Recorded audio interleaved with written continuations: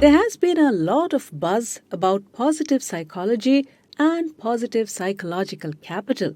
Let me explain why. In today's fast paced and unpredictable world, organizations need a lot more ways to gain a competitive edge. Traditional advantages like economic and financial capital, advanced technology, and innovation are no longer enough. A major challenge for organizations today is the competition for top talent. It's not just about hiring the right people, it's also about developing and retaining them. Companies have tried different strategies like improving job design, pay and benefits, offering more growth opportunities, and creating work life balance programs. But these efforts often don't make much of a difference. And when other organizations start adopting similar practices, it doesn't remain an advantage anymore. Surveys and studies clearly reveal that most organizations today are not realizing the full potential of their employees. This could be because they do not fully believe in the value of their people and so do not really invest in developing them or keeping them engaged and motivated. Also, most companies are focused on short term results and objectives like quarterly results and stock price fluctuations. They don't focus much on their human resources. Added to that is the fact that employees don't have much of a sense of self worth, value, or personal identity anymore. Maybe because of frequently changing organizational priorities, downsizing, and layoffs, etc.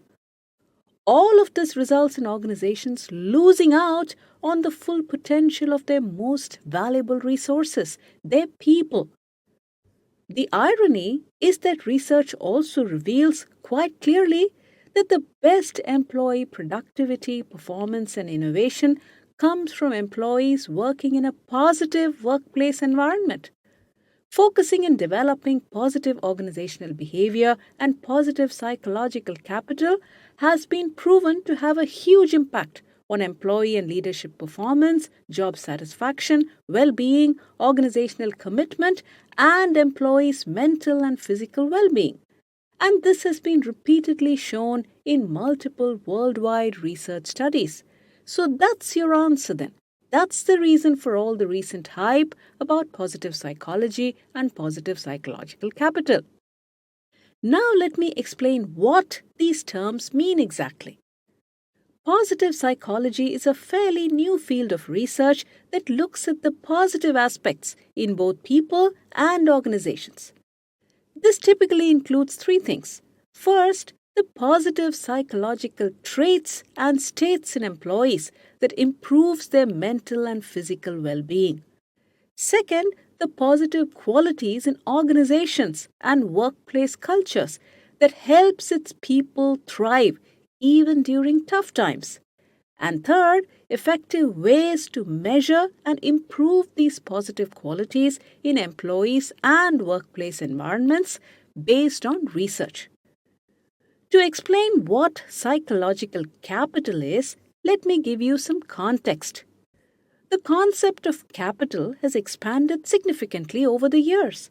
Initially, it focused on traditional financial capital and assets, essentially what an organization owns or has accumulated. Then came human capital, which is what you know, like the education, experience, skills, and knowledge of your employees and leaders.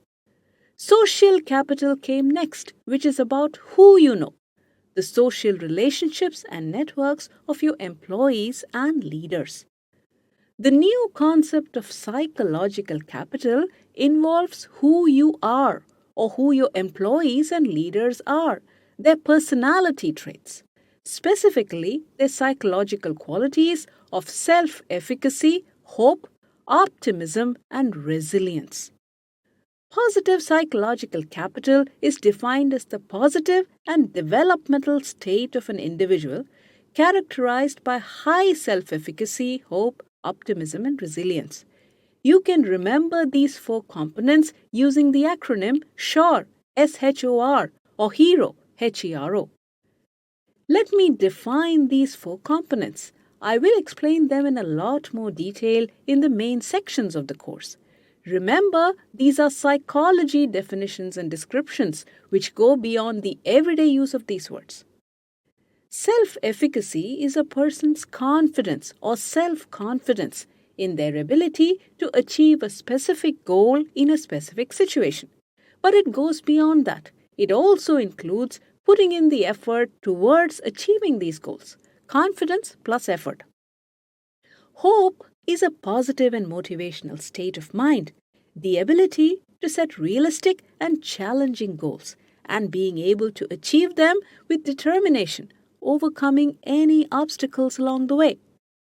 Optimism in psychology goes beyond just believing that good things will happen in the future. It includes the optimistic reasons people use to explain why certain things happen, good or bad.